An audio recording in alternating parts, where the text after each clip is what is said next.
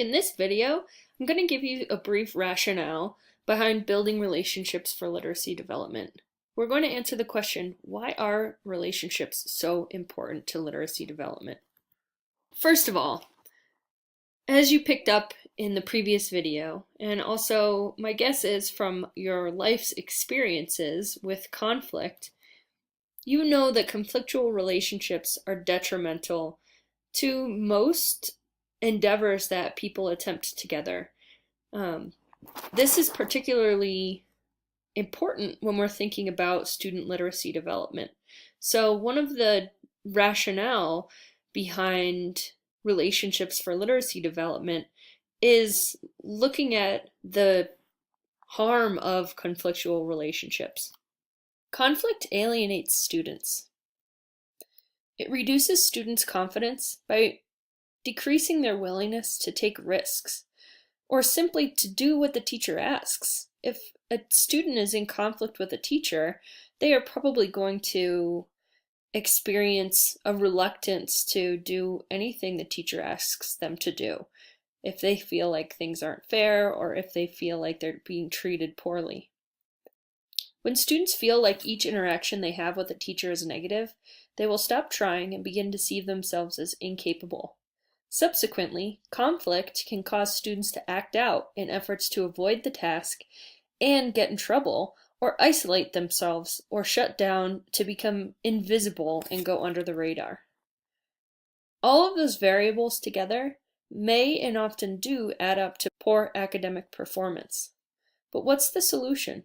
While conflict can cause students to perform poorly and act out, building a community based on trust and safety can promote students to take risks, which are undoubtedly a key element for most literacy tasks. To build trust and safety, teachers must treat all students with unconditional positive regard.